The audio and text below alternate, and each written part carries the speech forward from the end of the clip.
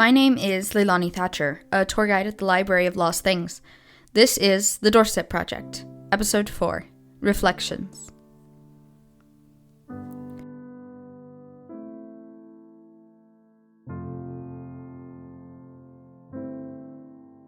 This week, we are reading from a journal from an unnamed author. From our research and the letter, we think it's an older woman, maybe in her 80s or 90s. There's no date. The journal came in one of the mysterious boxes, I think from last year. It came with a few other unrelated documents and objects postmarked from Sydney, Australia. It came last April. The journal is the only document on display in the museum at this time. Let's get started. Entry 1. I need to write this down so I know I'm not crazy. If anyone finds this, they'll put me in a home, but I'm not crazy. The doctors say my mind is completely fine. I double-checked. I found this mirror in a box at the thrift store. It's pretty, and it has a bronze frame with clear crystals kind of set around the frame. It was mostly intact, with one long crack down the center, but it didn't warp the reflection or anything. I got it around the time I realized I wouldn't be able to stand long enough to do my makeup anymore. So I needed a mirror to hang above my desk. It looks very nice up there, but even now there's a face staring at me. She's very pretty. I think she's a teenager. Sometimes she tries to talk to me, but I can't hear her. The first day I had the mirror, I knew there was something wrong with it. My walls were a different color on the right side of the crack. They were light gray instead of white. It was weird, but not concerning. And then there was the letter. It was laying open on my desk with the name Lila written on it, except it wasn't on my desk. It was on the desk in the mirror. I stared at it, and when I looked back at myself, I realized that the right side of me was smiling, but my left side, the side with the white walls, looked confused. Then, without my doing anything, the right side of the mirror picked up the letter and read it. I remember screaming, and a few minutes later, one of my neighbors knocked on the door with a nurse to check on me. I didn't tell them what I saw. I was scared, and I didn't want to go to a nursing home.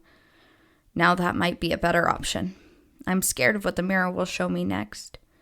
She's looking so weak these days. I need to rest. I will continue later. Entry 2. The woman in the mirror and I often sat down at the same time to do our makeup or read. The woman in the mirror and I often sat down at the same time to do our makeup or read. I ignored her, and she ignored me. I think we were both scared. One day I sat down and she was already there. I scared her and she dropped her pen. We smiled at each other, but now we knew we couldn't hear each other.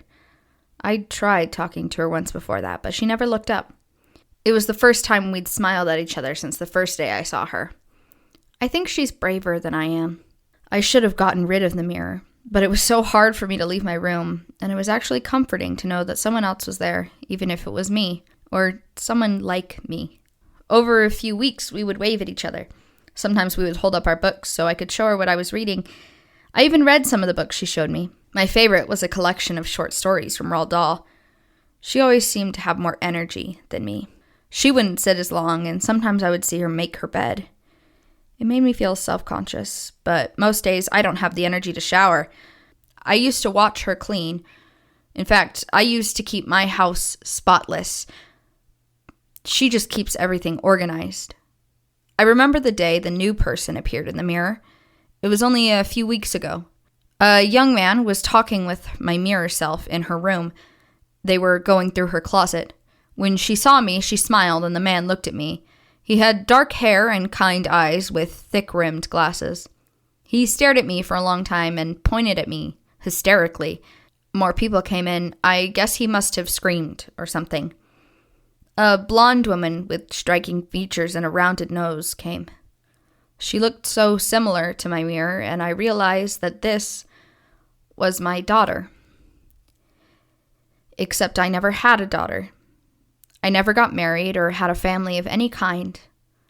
But the mirror does, and 3 little grandchildren, 2 boys and a teenage girl. They all stared at me, and the mirror of me shrugged and waved at me. I waved back and smiled at her children. I wrote everything down while they talked, and the little girl stared at me in awe. I think her father covered the mirror with a sheet.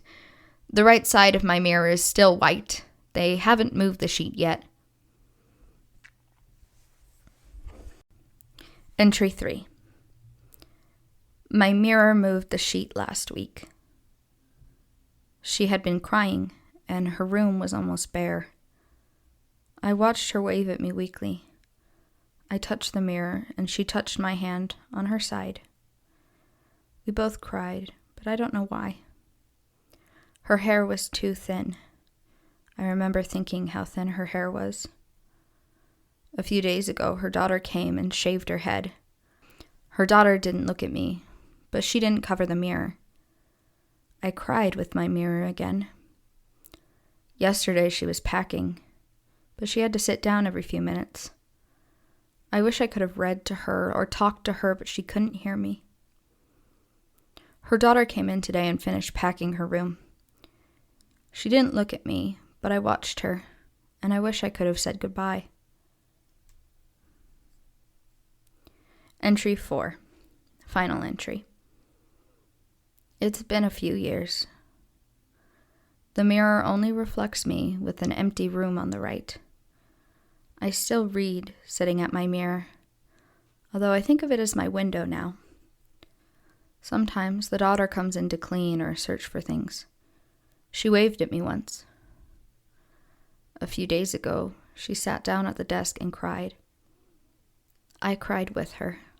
I wish I could have hugged her. She left after a few hours. Today, the teenage girl came in wearing black. She snuck over the mirror quietly and taped a note to my window. I'm copying it down so I can remember. Hi, Grandma. It's Kim. Mom says you're not really Grandma, but I think you are somehow. Grandma always said that she would be there forever, and I think this is what she meant. Grandma died last week. Today was her funeral. Would it be all right if I kept the mirror, Grandma, so I can see you every day? I miss you, and I love you. Her mom saw the note later that day, and we cried again. I don't know if I will keep sitting at my window. I don't want Kim to lose her grandma again. It is nice to see a new room now, and Kim is beautiful, and she always talks, even though she knows I can't hear her. But I think her grandma is listening.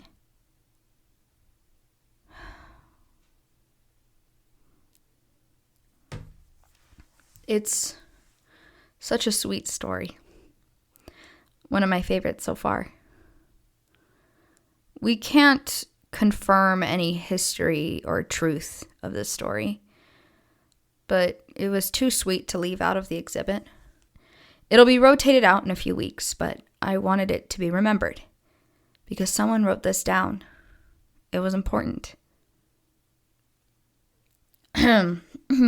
Anyway, I hope you enjoyed this week's story. You only have a few more days to come see it in person before it's archived for the next few years. We hope to see you here at the Library of Lost Things soon.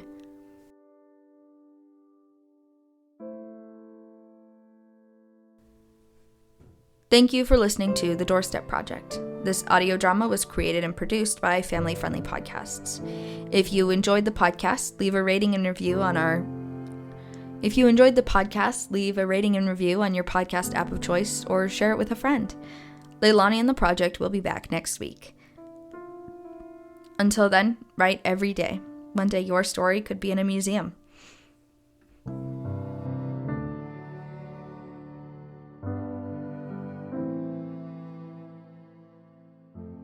The Doorstep Project is produced by Family Friendly Podcasts. It was written, edited, and performed by AJ Barton.